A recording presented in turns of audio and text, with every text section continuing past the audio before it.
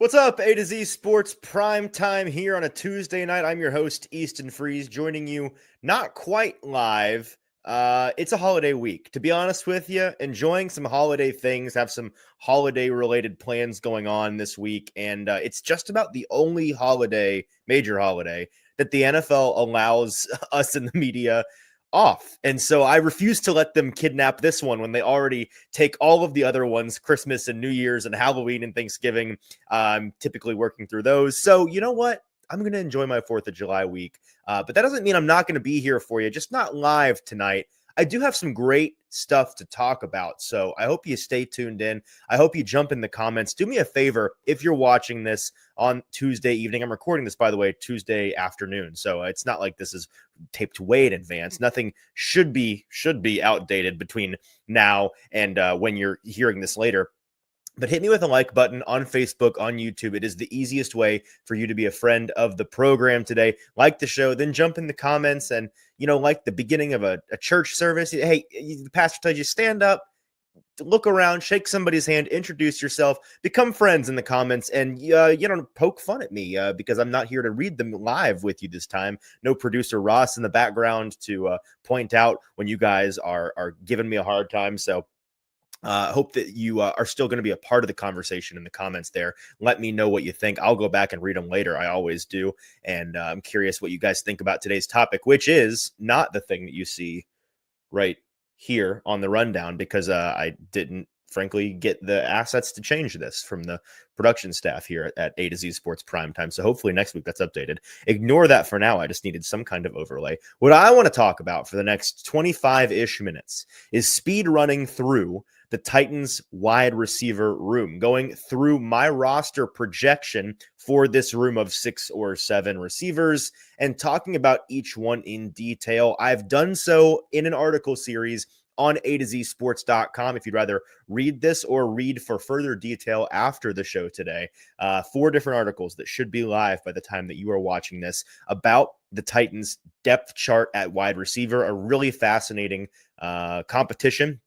conversation with a lot of these guys where, besides Calvin Ridley at the top, it's a lot of big question marks, and it could make or break the Titans offense this year. So we're going to fly through that, but not before I tell you about our wonderful and amazing sponsors here on A to Z Primetime, starting with, of course, the Ford dealership of the Middle Tennessee area, Two Rivers Ford, our friends over there in Mount Juliet, serving all of Nashville and Middle Tennessee. If you're searching for a trusted Ford dealership near Mount Juliet, then Two Rivers Ford has you covered. As a leading Ford dealership in Mount Juliet, they pride themselves on offering an exceptional selection of new and used Ford vehicles with a particular focus on the ever-popular F-150 and F-250 Super Duty trucks. Their commitment to customer satisfaction and quality service sets them apart from other car dealerships in the area. So check them out over there. Two Rivers Ford, really easy to get to there for many. I live south of town. I head over to the Two Rivers area every single week to play soft pitch softball with my buddies from college, and it's really not that hard of a drive. If you are in the Middle Tennessee area and want to check out some Ford vehicles, they've got you covered at Two Rivers, the South's most trusted Ford dealership. And then our friends over at True Mav Fitness, they offer more than just your average workout. Their signature programming is a challenging boot camp style class that offers high intensity training, and their classes are led by instructors who are consistently pushing you to your limits, inspiring you to be your best self, not only inside, but also outside of the gym. Your first workout is free. No workout is recycled or repeated. Tell them we sent you over there at True Mav Fitness. Appreciate both True Mav Fitness and Two Rivers Ford for being such wonderful and amazing sponsors of our program. All right. Now, on to, I'm just accidentally clicking things that have nothing to do with what we're doing. You see a couple of the Titans receivers here while we're looking at the Titans draft class. We're going to talk about both Chimere Dike and Alec Ayamanor here in a second, but not before we first talk about the guy at the top of the depth chart, who I think has pretty monster potential. Calvin Ridley, there are 2 questions to answer with him. Number 1, will Cam Ward and Calvin Ridley be a dynamic duo? And if so, then just how dynamic can they be? So let's take it one question at a time. As to whether or not Ward and Ridley are going to click, the jury's going to be out until training camp and when the pads come on and when they do actual things. But what I can say now is that the number one talking point with Ridley and Levis from last summer has already been turned on its head in spring practice. See, last summer, Ridley was new to the Titans. Levis wasn't new to the team, but was certainly new to getting the starter's share of practice reps. And even on his best days passing in practice, there was something missing from his connection with Ridley downfield. Calvin is this dynamic receiver who can win from any alignment, but his calling card obviously is that top speed, and his ability to take the top off of any defense is something the Titans rightfully wanted to use as much as possible. But whenever he and Will worked on perfecting that connection last summer, whether it was the spring or training camp or the preseason, they never quite managed to get on the same page. And we all scrutinized everything from a media standpoint. Does Levis throw too flat of a deep ball? Does his arm strength hurt him on these passes? Does his accuracy just decline downfield? Maybe Calvin is simply so much faster than the other receivers that he's difficult to adjust the timing of the throw for. Now, whether those practice hiccups were the canary in the coal mine for how his season would begin, or just a simple coincidence, we may never know. But in the first month and a half of the year, Ridley was a relative non-factor. In the first 6 games, he averaged 2 receptions and 30.5 yards per game, as I'm now looking over. And this is why we have producers. Look, I've been doing the last 5 minutes without an overlay. There's the overlay that we have that doesn't even pertain to us. So this is a total crack show today. The substance is good, but the production level, it's not great. I'm not going to lie to you. Hopefully I don't click anything else and screw myself over further. Let's continue. Like I said, in the first 6 weeks, averaged 2 receptions a game, Calvin Ridley did, and 30.5 yards per game, scored just 1 touchdown.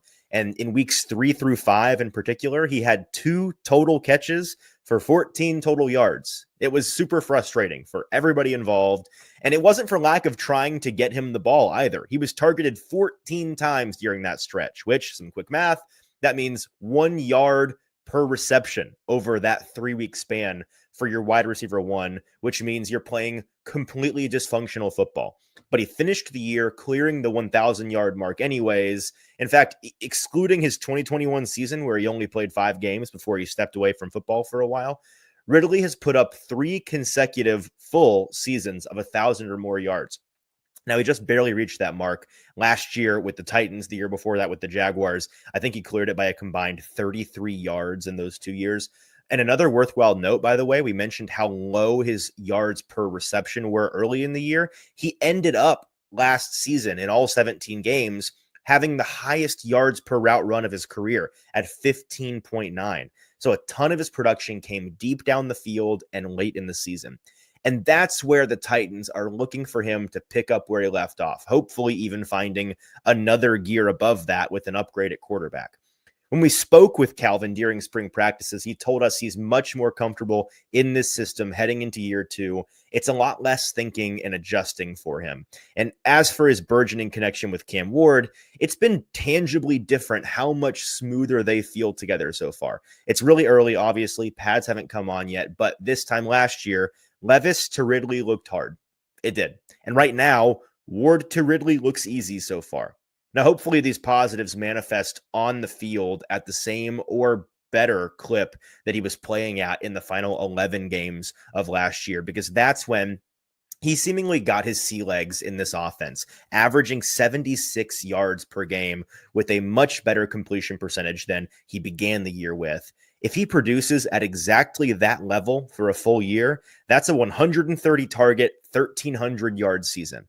Now, given all the expected variables in this, from the Cam Ward bump in quarterback play to a higher volume of passing in this offense, I think, to improved general offensive production, more yards, more touchdowns to go around, to the uncertainty with the rest of the wide receiver room, which we're going to talk about here in a second, I don't think that stat line of 1,300 yards is too lofty an expectation at all. Year 2 should be a big year for Ridley as a Titan, and that's a good thing because the team needs it to be.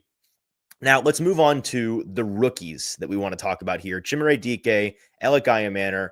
When the Titans entered day 3 of the draft in April, they had not yet taken a pass catcher, and that was very concerning for everybody involved. I remember tweeting that night about how the Titans wide receiver depth chart had Calvin Ridley, hopes, and prayers as the projected starters.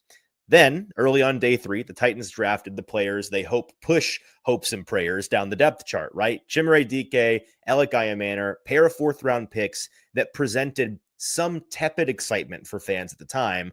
But now, just a couple of months and a handful of public practices later, the excitement is much louder. Everything about these guys has been green flags so far. They seem to be fantastic young men off the field, and their coaches and teammates can't say enough nice things about them.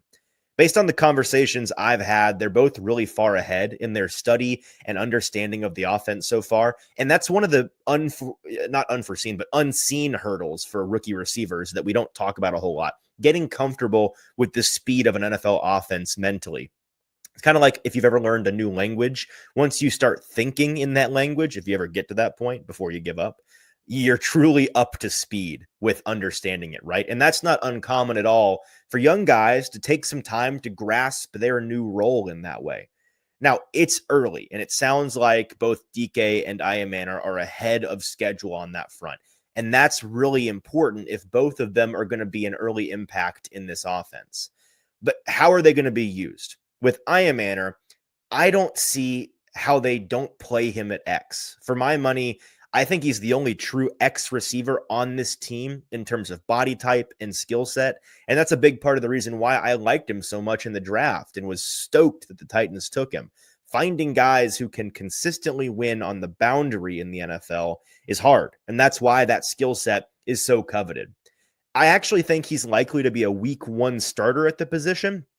And if it's not quite week 1, I think it's going to be month 1. I'd be disappointed if that's not the case at this point.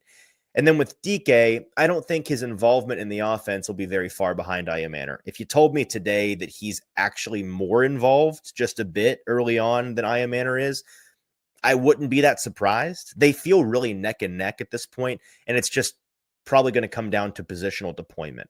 And that's the thing about DK is how much I expect his role in the NFL to change from how he was used in college. Because at Florida, his usage was pretty disgusting. I'm not sure anybody was forced to run a further distance in 2024 than DK was, who apparently was required to run no less than 40 yards every time he was in the route pattern. I mean, he was on a cardio king diet, running deep crossers until the cows come home. That's not how the Titans are going to use him at the next level. I actually think they'd like him to develop into a starting role as a big slot option, utilizing that speed and acceleration up the middle of the field. Now, he's going to play outside as well, and he has 3-position versatility in that way.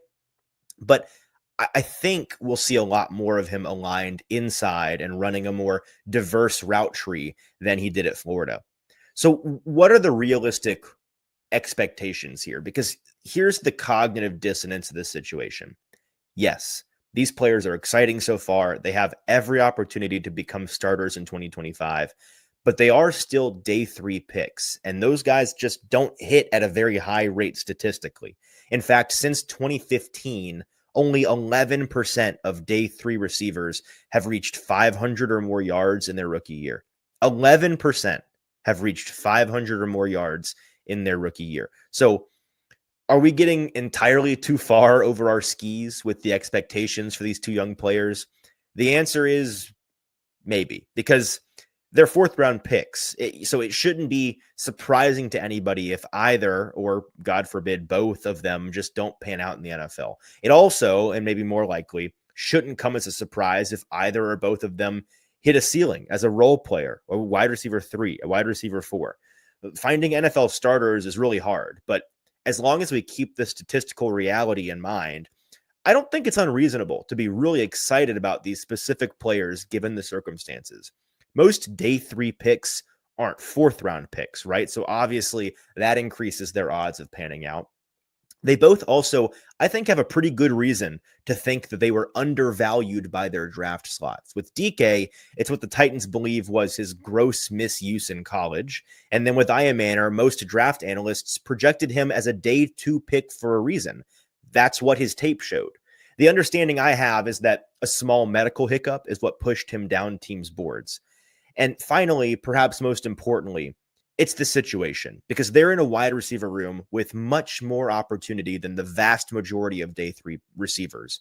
Besides Calvin, this puppy's wide open. They're going to get as many chances to get out there and be baptized by fire, much more than the average day 3 rookie. So let's see what they do with it. So that's the rookies. And that's really what I think eventually the depth chart's going to look like as your starters, those two and Calvin. But in the meantime, we have September and October football to worry about. It is still, as of today, it's July. So these guys are still very, very green. That's where the veterans come in, who I'm kind of deeming the veterans you're glad you have, but you hope you don't use, because the Titans offense is defined by its youth this year. They hope that second year, 7th overall draft pick J.C. Latham becomes the best lineman, and then beyond him, it's the rookie show. It's Cam Ward, it's Alec Iamaner, Chimere Dike, Gunnar Helm, maybe even Xavier Restrepo on the offense. And that headlines what should be an exciting infusion of rookie talent into the fold. But the front office went into the draft with some veteran insurance, and what they do with that help now that the youth is exciting, I think is going to be pretty telling. So what's the plan with, specifically, if you haven't guessed already, Tyler Lockett and Van Jefferson are who I'm talking about. Before training camp begins, I think Lockett has the higher ceiling, but Jefferson is the roster lock. And that's just a quirk of roster dynamics. So let me explain. Lockett is a household name in NFL circles for a reason, right? He's put together a 10-year career as a Seattle staple. He's tallied over 8,500 total yards, over 60 touchdowns. He's had a great career, right? Really, really good. But the reason I want to pump the brakes on his hype just a little bit is the very fact that he is now a Titan, not a Seahawk. Because when teams move off of franchise staples like Tyler Lockett, that typically comes with a pretty good reason. Lockett was and is a Seattle legend. He spent a decade over there as a receiver, and that's extremely rare. And when he hit free agency this year, both the team and the fan base sent him well wishes. They said, hey, man, thanks for everything. Best of luck. They saw him off without hesitation. And when that happens with somebody like him, it immediately makes me suspicious. Yes, last year he tallied just shy of 50 catches for over 600 yards, had some positional versatility. And if he does that for Tennessee this year, I think it'd be a great success. But he's 32 years old. He's coming off of 3 consecutive seasons of decline. And eventually the end comes for everybody. So while I think he'll contribute for Tennessee in some form or fashion in 2025, perhaps even as the second option in this offense for a brief period of time, I don't expect a ton from him this year. And I think that it'll be better early than it is down the stretch. At least hopefully that's the case. And then there's Van Jefferson. I think he's a roster lock. I've been saying so for a couple of weeks now. But his role on this team is going to be as a role player. Yes, there is a chance that he is wide receiver 3 in this offense for a brief moment in time. But is that going to last? I really doubt it. Yeah, I think he's ultimately going to be your wide receiver 4, 5, or 6 on the team. He's going to play a part in special teams, which is important. And he's going to be a veteran fail-safe that makes you feel more secure on Sundays for having him. That's all you should expect from him this year. And that's fine. That's fine. If he comes up in a couple big spots, that's a win for this roster. So those are the veterans you're glad you have, but you don't want to use. Let's get to the rest of this room. And we're talking about receivers, I guess 6 and 7 at this point, and the guys that aren't quite going to make the cut. So the next and last lock for this roster, in my opinion, at this point, is Bryce Oliver. And he's the lock that nobody's really talking about. This is the last call to board the Bryce Oliver train, because this locomotive is leaving the station in 2025. NFL Films analyst Greg Cosell, if you missed this, I wrote about this over at A to Z Sports a couple days ago. He talked on the radio this week about Oliver, how he thinks he's a lock to make this team. And he spent the entirety of mandatory minicamp inside the Titans building with the coaches as an honorary coach for the week, in meetings with the players.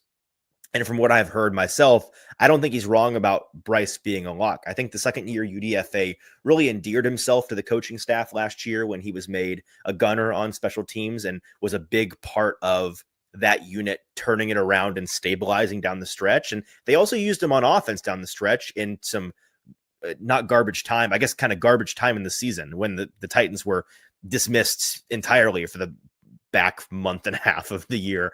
He was playing some sneaky nice football for the Titans. And if you go to my buddy Drew at Iron City Film on Twitter, if you just search Oliver, he's got a cut up of what I'm talking about that I think is pretty eye-opening if you want a refresher on that. So he impressed in both roles on teams and on offense. And Brian Callahan has not been shy about the fact that they feel he could be the new NWI for this franchise. And every team could use this type of built, strong, willing blocker in the receiver room who has reliable hands and is a valuable contributor on special teams, a core special teamer, if you will, which I think he could become. That's what NWI was at his peak. And Bryce Oliver is capable of doing all of those things at a high level. Now, if you throw in the fact that he's got another gear in the speed department that NWI never had, I think that sets him up to take the mantle and run with it for not just this year, but probably the next couple of years in two-tone blue. He could be around for a while. He's making the team, and I think his role is going to be an interesting one to follow. So that just leaves us with the 7th and final spot on the team. Is it Xavier Restrepo? Is it James Prochet? Is it neither? And you just keep 6? That's the question, right? To keep a 7th or to not keep a 7th. The Titans receiver room feels relatively established up until this point right now, up into the first 6 guys, up into the 7th spot. Could they keep 6 and just go heavier on the offensive line? Sure, yes, but 2 players in particular stand out as the possible reasons to keep a 7th guy, and their names are, of course, Xavier Restrepo and James Prochet. Now, Restrepo is a fascinating case study. He's a slot-only player.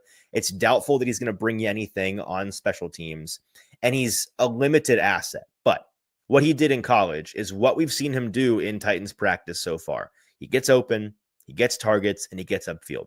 And sometimes guys are just ball players. If you try to really explain it on paper, you look stupid because they defy what common knowledge it tells us to think about a guy. And if he has an impressive August, I think he's more likely than not on the team. I've been saying I think he has a slightly better than 50-50 shot to make this roster. And then there's James Prochet, who I think at this point is kind of a break glass in case of emergency player on the team. He was brought in to be a special teams ace, particularly in the run game, or the return game rather. But the hope is that somebody with more offensive potential, and I think specifically it's Chimere Dike, can earn a or maybe both returner roles that Prochet would fill otherwise. And if this team reaches the end of August and still needs a returner, Prochet is probably going to make the team. But if they have someone they can trust, he becomes a redundancy in that way. So in the end, as I reflected on my roster projection, I feel pretty strongly that this team keeps 7 guys. And I feel less strongly, but still think that 7th guy is probably Xavier Restrepo. So I think that the depth chart right now looks like Ridley, Iamaner, DK, Lockett, Jefferson, Oliver, Restrepo. Those 7 guys. Which leaves us to sift through the leftovers because there are 13 guys on this depth chart right now. That leaves 6 guys that we've not talked about at all. And these cut candidates aren't all created equal. So Prochet is the number 1 guy on that list of cut candidates. We just discussed him. I guess that makes the 9th receiver on my depth chart, Colton Dowell. And he's one that I'm going to keep an eye on in training camp because he's been so out of sight, out of mind for Titans fans for most of his career. But now that he's back and healthy, I don't think it's impossible for him to carve out a role on special teams. And if that's the case, that makes him harder to cut if he becomes a valuable teams guy. He feels like a prime practice squad candidate to me, as does naturally Mason Kinsey, who, co-captain Mason Kinsey in Tennessee's custom offseason program. I was about to say one of the only guy that is a captain or a co-captain in that program that's probably not going to make the team. And the reason why I think he sticks around is the same reason he's always stuck around in Nashville. He's really useful to teams this time of year in particular. And so I'm not worried about his ability to hang around in the NFL. He has carved out a role for himself 100%, whether it's here or elsewhere. And then there's what I will lovingly call the riffraff. TJ Sheffield did pretty well to earn himself a spot on the 91-man roster in rookie minicamp, was brought in as a tryout, I believe, and then offered a contract to stick around. I think the road for him probably ends after August. And then Treylon Burks isn't somebody that the Titans need to continue with in 2025. I'll include Jaquan Jackson in that as well, which may feel a bit premature after just 1 year. But I think it is fair at this point to say that it's time for a change on both fronts. So that is the Titans depth chart for receiver. That is all 13 guys, speed running through them here on a prime time. I'm sorry that I couldn't do this live and you guys couldn't react in real time, but I hope you enjoyed the episode nonetheless. I will be back next Tuesday live with producer Ross in the captain's chair, in the co-captain's chair, the catbird seat, as they used to say a million years ago. We'll have a good time. We'll talk about something Titans related, and we'll do it with you guys in the comments. So looking forward to that. I'll be back on the morning show starting next week. Morning show is off this week, but we will have pre-recorded shows just like this one for you each day. So tomorrow morning, Wednesday morning, you can catch, I forget which one it is, but we have things prepared for you tomorrow morning at the normal time. We'll be back live next Monday. And I'll be back in the primetime seat next Tuesday. The next live thing that you can catch is Buck Rising tomorrow, Wednesday evening. He will be back on primetime. He will be on primetime live each night the rest of the week. So check that out, and then check us out live back at 100% capacity, gearing up for, believe it or not, Titans training camp. Increasingly close. As soon as we pass the 4th of July holiday, it's here before you know it. Players are reporting we're getting ready for trips to go on joint practice parades around the southeastern United States. We'll be in Tampa, and then we'll be in Atlanta. It's going to be a good time, and we'll get to see a lot more Cam Ward, which is what we're all looking forward to. So until then, check out the pre-recorded show in the morning, and then Buck Rising live tomorrow. I'm Easton Freeze. I'll talk to you next time.